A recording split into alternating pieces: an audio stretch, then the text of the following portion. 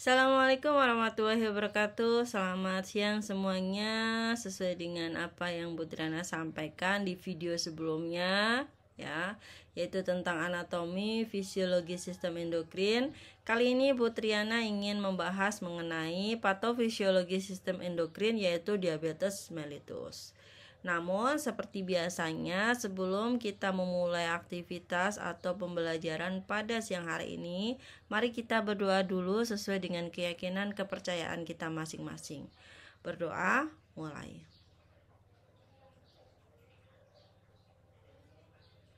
Baik teman-teman, sebelum kita membahas lebih lanjut apa itu diabetes mellitus, jangan lupa yang belum subscribe dan juga like serta share. Serta nanti kalau misalnya teman-teman ada pertanyaan atau memang ini adalah kelas yang sedang mengikuti materi patofisiologi sistem endokrin diabetes mellitus, Anda bisa menuliskan komentar di kolom komentar ya, dengan menuliskan absensi masing-masing. Jangan lupa nama dan NIM-nya Anda tuliskan ya, supaya Bu Triana bisa identifikasi bahwasanya Anda telah mengikuti kelas ini dengan sesuai tata tertibnya, begitu ya.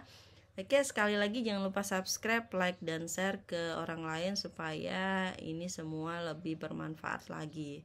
Oke, kita mulai dari apa itu diabetes mellitus.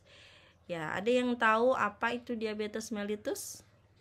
Mungkin di antara teman-teman ada yang menjawab benar ya. Saya appreciate dengan jawabannya yang sudah memberikan jawaban benar. Kita lanjut membahas satu persatu mengenai diabetes mellitus. Diabetes mellitus adalah gangguan metabolisme yang secara genetis dan klinis termasuk heterogen dengan manifestasi berupa hilangnya toleransi karbohidrat. Diabetes mellitus adalah gangguan metabolik kronik yang tidak dapat disembuhkan tetapi dapat dikontrol, yang dikarakteristikan dengan ketidakadekuatan penggunaan insulin. Definisi lain menyebutkan diabetes mellitus adalah suatu penyakit kronik yang kompleks yang melibatkan kelainan metabolisme karbohidrat, protein, dan lemak, dan berkembangnya komplikasi makrovaskuler dan mikrovaskuler serta neurologis. Menurut Perkeni dan Ada, diagnosis diabetes mellitus jika hasil pemeriksaan gula darahnya yaitu untuk kadar gula darah sewaktunya lebih dari atau sama dengan 200 mg per desiliter. Untuk kadar gula darah puasanya lebih dari atau sama dengan 126 mg per desiliter. Kadar gula darahnya lebih dari 200 mg per desiliter pada 2 jam setelah beban glukosa 75 gram pada tes toleransi glukosa. Ini menurut Dewi tahun 2012. Berikutnya kita akan bahas penyebab dari diabetes mellitus. Menurut WHO, DM ini terdiri dari 4 tipe. Ada DM tipe 1, DM tipe 2, DM malnutrisi, dan DM tipe lain. DM tipe 1 disebut juga IDDM atau DM yang tergantung insulin. Penyebabnya ada faktor genetik atau herediter dan faktor infeksi virus. Biasanya DM tipe 1 ini dialami mulai dari lahir ya sampai dengan sepanjang hayatnya. Kemudian DM tipe 2 terjadi paling sering pada orang dewasa, di mana terjadi obesitas. Pada individu obesitas dapat menurunkan jumlah reseptor insulin dari dalam sel target insulin di seluruh tubuh. Jadi membuat insulin yang tersedia kurang efektif dalam meningkatkan efek metabolik yang biasa. Silahkan teman-teman cermati gambar yang ada di sebelah kanan slide ini. Kalau Bu Triana ibaratkan, DM tipe 1 itu adalah kuncinya yang rusak. Jadi misalnya saya ibaratkan sebagai pintu yang tertutup. Di sana ada lubang kunci dan kuncinya. Untuk DM tipe 1 berarti kuncinya yang rusak. Kunci itu kita ibaratkan sebagai insulin. Jadi kalau insulinnya rusak atau insulinnya tidak diproduksi, maka sel-selnya yang sebagai lubang kunci tadi itu akan kelaparan. Makanya DM tipe 1 ini ya, jadi sejak awal mula didiagnosis dia membutuhkan atau tergantung dengan insulin. karena tidak diproduksinya atau diproduksi tapi insulinnya tidak normal gitu ya, rusak. Kemudian sebaliknya untuk DM tipe 2, yang mengalami kerusakan adalah sel-selnya karena kecapean ya, aus. Walaupun sudah diproduksi insulin ya, insulinnya normal, diproduksi secara normal, tetapi sel-selnya yang akan menerima makronutrien atau mikronutrien yang sudah dipecah oleh insulin tadi itu rusak, maka tetap saja sel-sel itu tidak bisa menerima nutrisi yang telah dipecah oleh insulin. Jadi saya ulangi lagi, kalau DM tipe 1 itu yang rusak kuncinya, yang tidak diproduksi adalah insulinnya. Ya. Sel-selnya jadi kelaparan gitu ya.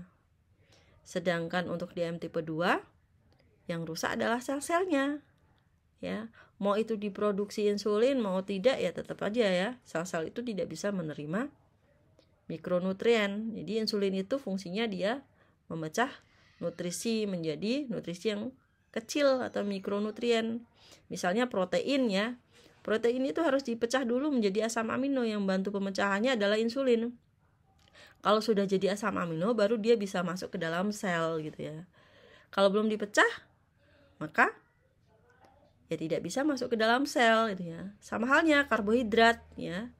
Dia harus dipecah dulu jadi disakarida, jadi polisakarida, yang bantu siapa? Insulin. Kalau tidak dipecah, pada akhirnya dia akan beredar di peredaran darah. Makanya pasien DM itu darahnya kaya dengan karbohidrat, protein, jadi pekat gitu ya. Kadar gula darahnya jadi tinggi karena tidak dipecah oleh insulin. Pada akhirnya beredarlah dia di peredaran darah dan tidak masuk ke dalam sel. Ya, mudah-mudahan bisa dipahami ya. Saya tadi mengibaratkan ada pintu, ada lubang kunci dan kuncinya. Kalau DM tipe 1 itu kuncinya yang kurang, rusak atau tidak diproduksi. Sedangkan tipe 2 lebih cenderung sel-selnya yang rusak ya. Mau diproduksi insulinnya ya ataupun tidak, tetap aja ya sel-selnya tidak bisa menerima maksimal mikronutrien yang dipecah gitu ya. Itu adalah penyebab dari DM tipe 1 dan DM tipe 2. Berikutnya kita akan bahas tentang DM malnutrisi dan DM tipe lain. DM malnutrisi ada 2, yaitu fibrokalkulos pankreatitik DM. Terjadi karena mengkonsumsi makanan rendah kalori dan rendah protein sehingga klasifikasi pankreas melalui proses mekanik atau fibrosis atau toksik cyanid yang menyebabkan sel-sel beta menjadi rusak, sehingga akan mengalami gangguan produksi dari insulin. Kemudian protein defisiensi pankreatitik diabetes mellitus. Karena kekurangan protein yang kronik menyebabkan hipofungsi sel beta pankreas. Karena apa? Karena protein itu fungsi utamanya yaitu memperbaiki sel-sel yang rusak ya. Ya, protein kalau sudah dipecah menjadi asam amino oleh bantuan insulin, maka dia akan berfungsi sebagai zat yang bisa memperbaiki sel-sel yang rusak. Kalau ini tidak diproduksi atau kurang diproduksinya, maka sel-sel yang mengalami kerusakan atau butuh nutrisi itu dia tidak akan tersupport gitu ya. Kalau rusak berarti dia tidak akan bisa diperbaiki. Kalau misalnya dia masih baik dan tidak tersupport nutrisi, maka dia akan menjadi rusak. Akhirnya akan mengganggu produksi dari insulin.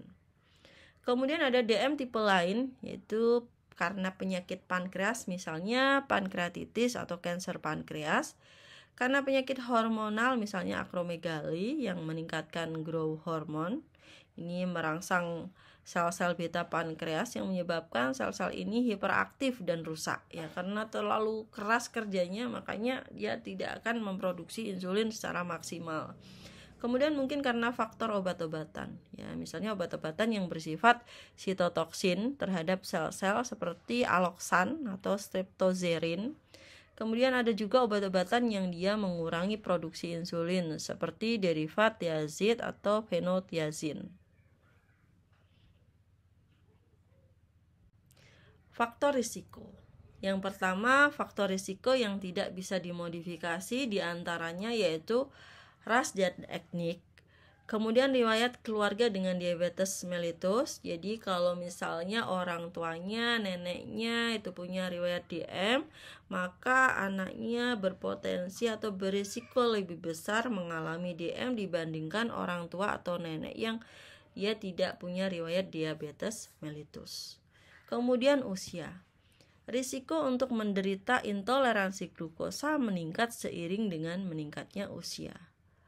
Usia lebih dari 45 tahun harus dilakukan pemeriksaan diabetes mellitus. Jadi harus sering-sering melakukan pemeriksaan glukosa atau kadar gula dalam darah. Kemudian riwayat melahirkan bayi dengan berat badan lahir lebih dari 4.000 gram atau 4 kilo. Atau riwayat pernah menderita DM gestasional. Kemudian riwayat lahir dengan berat badan rendah kurang dari 2,5 kg. Bayi yang lahir dengan berat badan rendah mempunyai risiko yang lebih tinggi dibandingkan dengan bayi lahir dengan berat badan normal. Jadi orang tuanya ibu bayi yang pernah melahirkan bayi lebih dari 4 kilo itu punya risiko. Dan juga kalau misalnya dirinya pernah dilahirkan atau punya riwayat dilahirkan dengan berat badan rendah, maka dia juga punya risiko mengalami diabetes mellitus.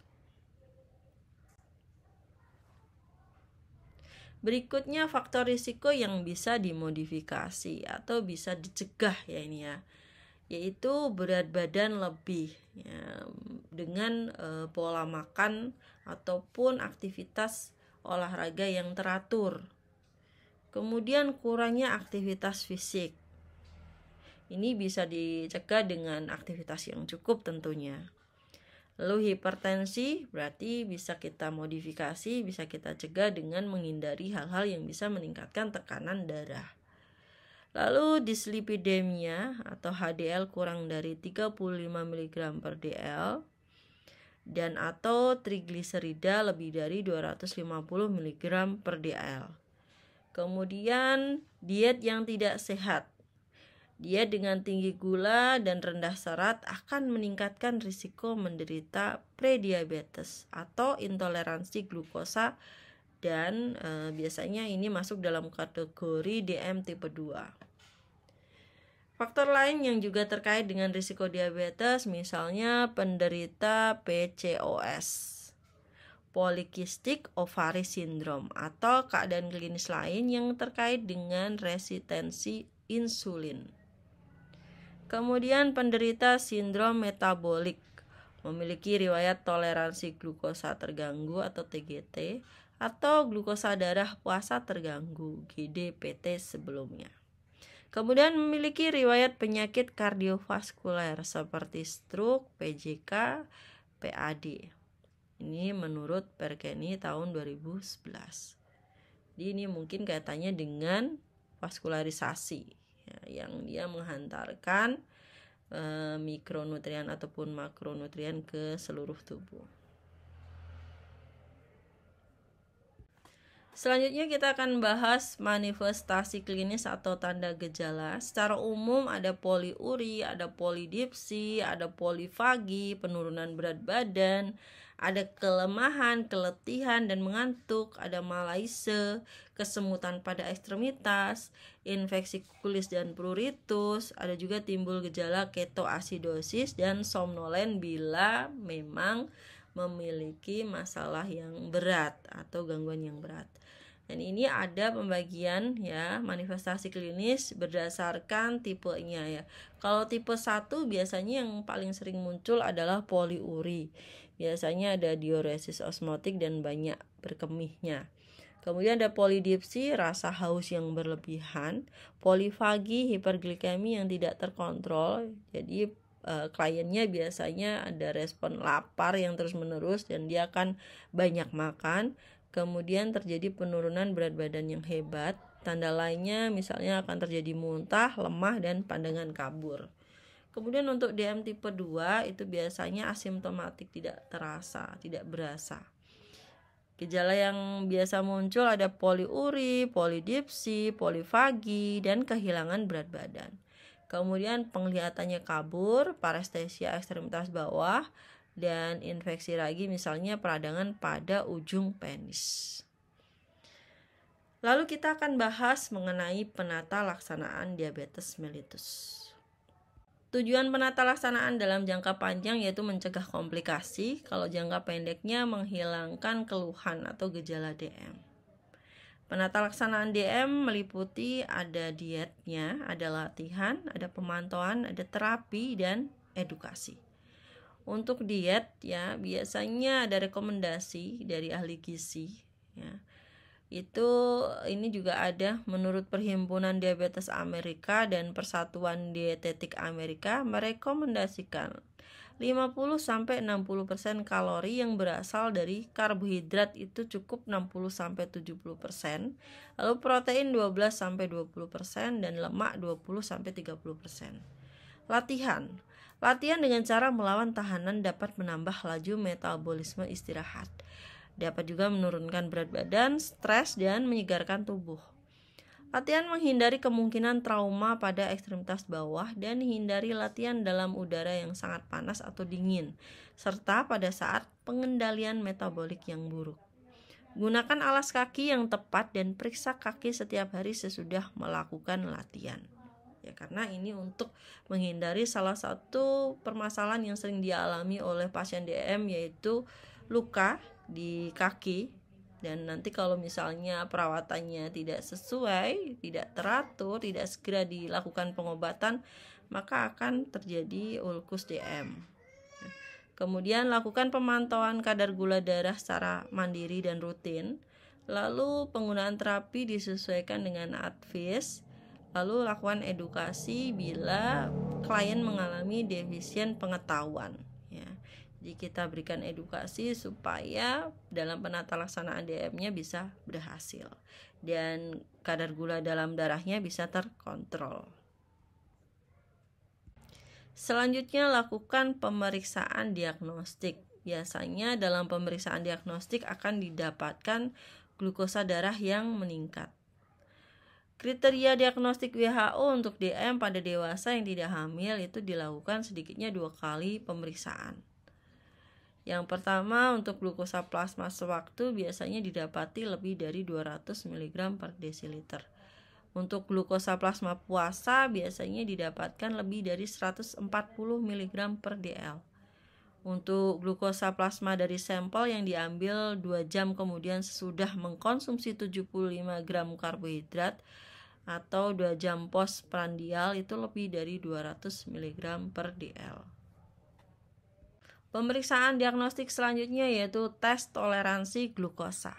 Tes toleransi glukosa oral yaitu pasien mengkonsumsi makanan tinggi karbohidrat sebanyak 150-300 gram selama 3 hari sebelum tes dilakukan. Sesudah berpuasa pada malam hari, keesokan harinya sampel darah diambil. Kemudian karbohidrat sebanyak 75 gram diberikan pada pasien. Biasanya hasilnya untuk yang positif DM ya, itu aseton plasmanya positif secara mencolok. Kemudian asam lemak bebasnya atau kadar lipid dan kolesterolnya meningkat.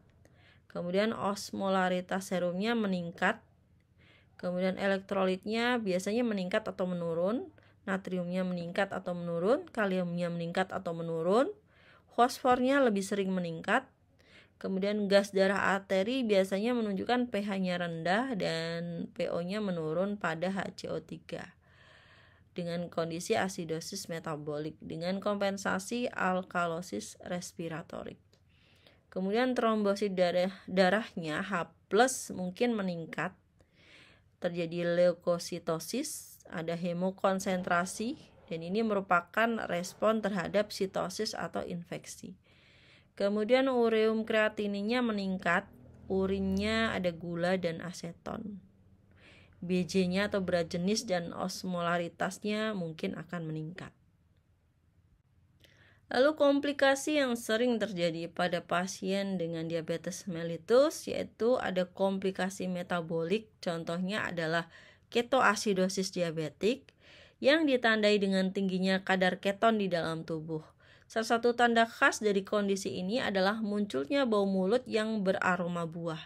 Jika tidak segera ditangani, ketoasidosis diabetik ini dapat berakibat fatal atau kematian. Kemudian yang kedua, HHNK, hiperglikemik hiperosmolar non-ketotik, merupakan komplikasi akut pada diabetes mellitus tipe 2 berupa peningkatan kadar gula darah yang sangat tinggi atau lebih dari 600 mg per dl sampai 1200 mg per dl dan ditemukan tanda-tanda dehidrasi tanpa disertai dengan gejala asidosis. HHNK biasanya terjadi pada orang tua dengan DM yang mempunyai penyakit penyerta dengan asupan makanan yang kurang. Faktor pencetus serangan antara lain infeksi, ketidakpatuhan dalam pengobatan, DM tidak terdiagnosis, dan penyakit penyerta lainnya. Komplikasi lainnya misalnya mikrovaskular kronis atau penyakit ginjal dan mata, dan neuropati, lalu makrovaskular misalnya MCI, stroke, dan penyakit vaskular perifer. Berikutnya kita akan bahas mengenai asuhan keperawatan diabetes mellitus. Kita akan bahas mulai dari pengkajian, masalah keperawatan yang muncul apa saja, intervensi yang bisa kita tetapkan apa saja. Mari kita simak satu persatu. Berikutnya pengkajian. Apa saja yang perlu dikaji pada klien yang diduga mengalami diabetes mellitus atau yang sudah terdiagnosis diabetes mellitus? Yaitu Anda harus kaji riwayat kesehatan sekarang, riwayat kesehatan dahulu, dan riwayat kesehatan keluarga. Untuk riwayat kesehatan sekarang, biasanya klien masuk ke rumah sakit dengan keluhan utama gatal-gatal pada kulit yang disertai bisul, lalu tidak sembuh-sembuh. Klien juga mengeluhkan kesemutan atau rasa berat di ekstremitas, mata kabur, dan kelemahan tubuh. Di samping itu, klien juga mengeluh sering kencing, sering haus, sering lapar, mual, muntah, berat badan yang menurun drastis, diare, yang kadang-kadang disertai dengan nyeri perut, kram otot, gangguan tidur atau istirahat, haus, pusing, sakit kepala, kesulitan orgasme pada wanita, dan masalah impoten pada pria. Kemudian kaji juga riwayat kesehatan dahulu. Di antaranya, apakah klien mengalami hipertensi, pernah mengalami infak miokard akut, diabetes gestasional, atau pernah mengalami ISK yang berulang. Dan tanyakan juga penggunaan obat-obatan dahulu seperti steroid, dimetik-tiazid, dilantin, dan fenobarbital. Tanyakan juga riwayat konsumsi glukosa atau karbohidrat yang berlebihan. Kemudian kaji juga riwayat kesehatan keluarga. Apakah ada di dalam anggota keluarganya yang menderita diabetes mellitus. Selanjutnya lakukan pemeriksaan fisik, neurosensori, kardiovaskuler, pernafasan, gastrointestinal, eliminasi, reproduksi atau seksualitas, muskuloskeletal, dan integumen. Untuk neurosensori biasanya didapati disorientasi, mengantuk, stupor atau koma, gangguan mengingat atau memori, kekacauan mental, refleks tendon yang menurun, dan aktivitas kejang.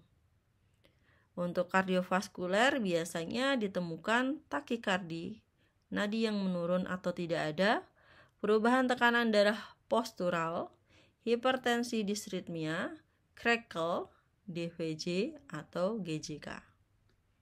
Di pernapasan biasanya ditemukan takypnu pada keadaan istirahat ataupun dengan aktivitas, sesak nafas, batuk dengan tanpa seputum purulen, dan tergantung ada atau tidaknya infeksi, panestesia atau paralise otot pernafasan, jika kadar kalium menurun tajam. Respiration rate biasanya lebih dari 24 kali per menit, nafas berbau aseton. Kemudian pemeriksaan gastrointestinal biasanya ditemukan keluhan muntah, ada penurunan berat badan, kekakuan atau distensi abdomen, kemudian ditemukan asites, wajah meringis pada palpitasi, bising usus lemah atau menurun. Kemudian eliminasi, ditemukan urin yang encer, pucat, kuning, poliuri, urin berkabut, bau busuk, diare, atau bising usus bisa saja mengalami hiperaktif. Kemudian yang keenam, reproduksi atau seksualitas.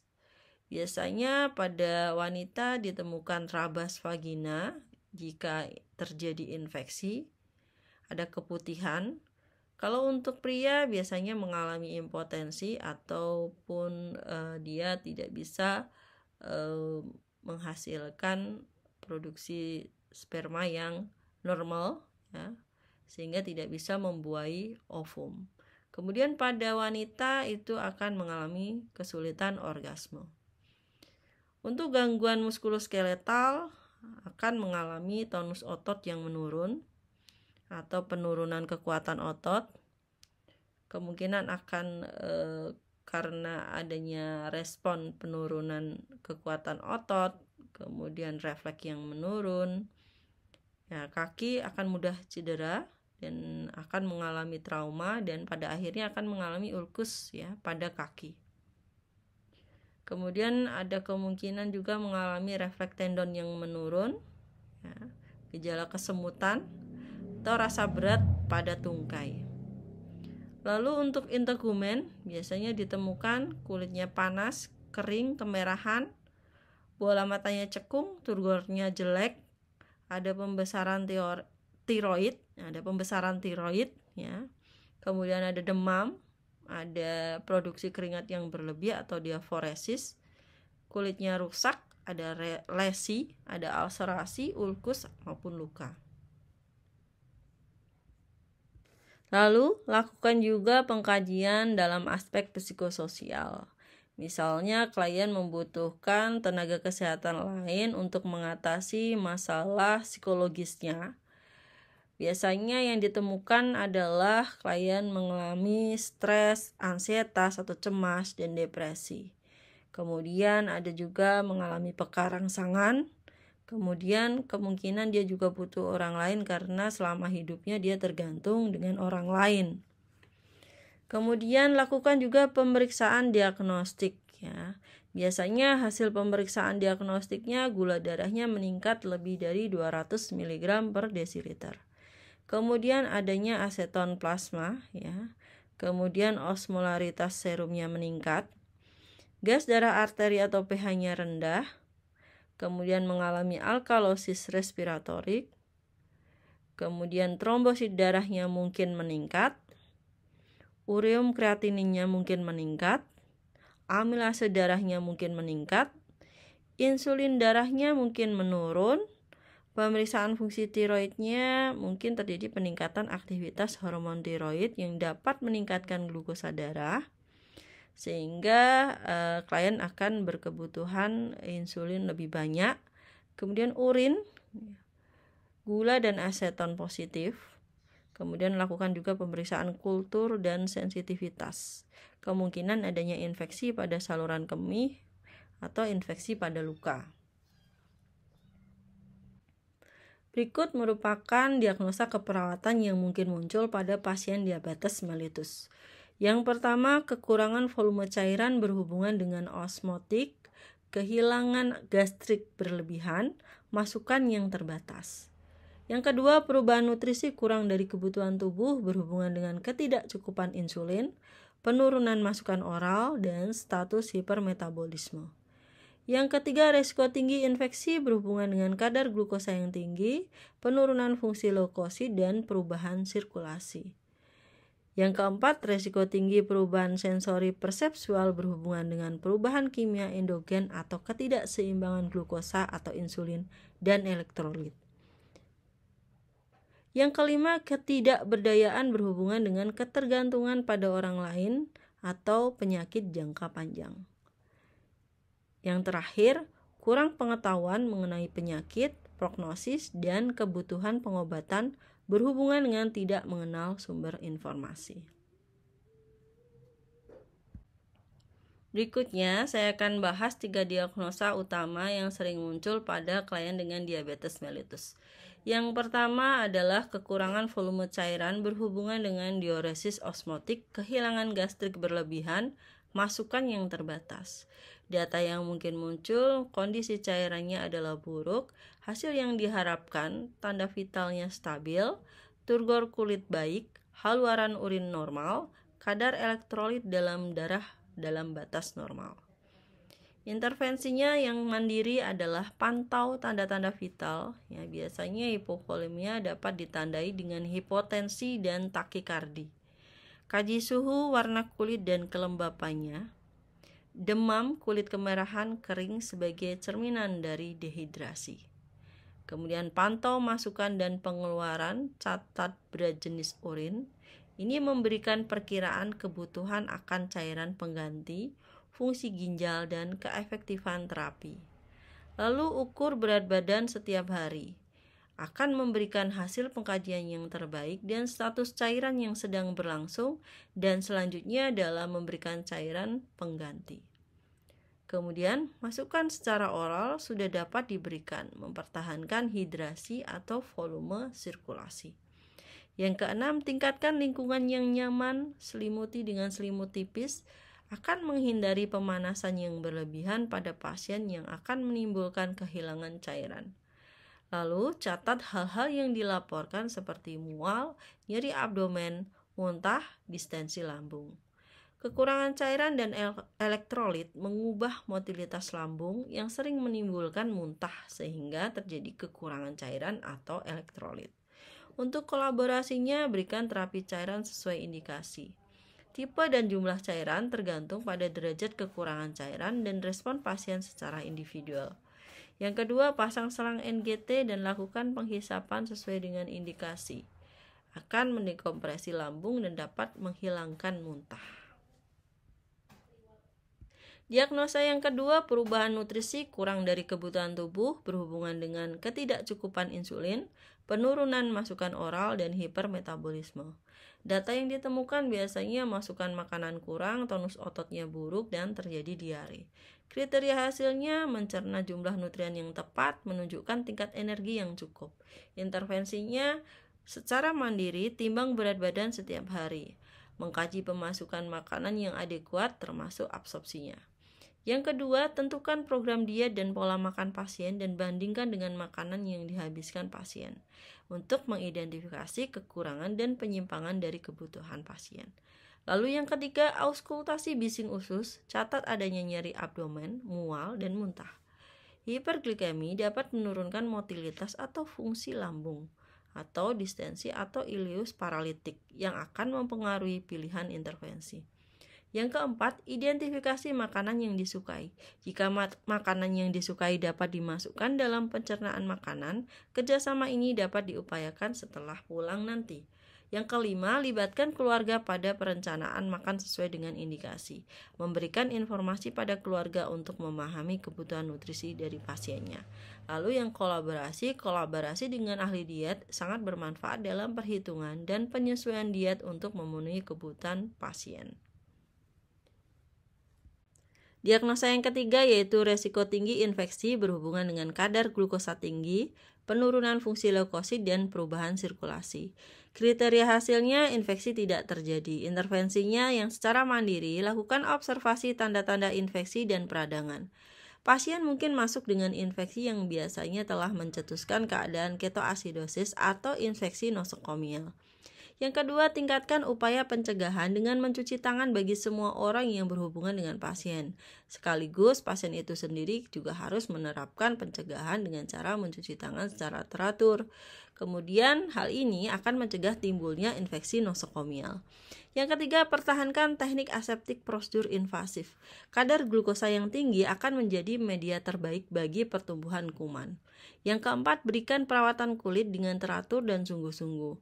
Mesek daerah yang tertekan, jaga kulit tetap kering, linen tetap kering dan kencang, Sirkulasi perifer bisa terganggu yang menempatkan pasien pada peningkatan risiko terjadinya iritasi kulit dan infeksi. Yang kelima, bantu pasien melakukan oral hygiene, akan menurunkan risiko terjadinya penyakit mulut. Yang keenam, anjurkan untuk makan dan minum adekuat, menurunkan kemungkinan terjadinya infeksi. Untuk kolaborasinya, kolaborasi tentang pemberian antibiotik yang sesuai. Penanganan awal dapat membantu mencegah timbulnya sepsis. Berikut beberapa referensi yang Ibu Tria gunakan untuk membahas masalah diabetes mellitus. Baik teman-teman, alhamdulillah ini sudah sampai slide terakhir ya. Mudah-mudahan bermanfaat. Jangan lupa yang belum subscribe, like dan share ya. Dan kalau misalnya ada pertanyaan silahkan tulis di kolom komentar. Oke, bagi teman-teman yang sedang mengikuti kelas mengenai patofisiologi sistem endokrin, silahkan Anda komentar dengan menuliskan nama dan NIM di kolom komentarnya. Sekian dan terima kasih, semoga bermanfaat. Kurang lebihnya mohon maaf. Wassalamualaikum warahmatullahi wabarakatuh.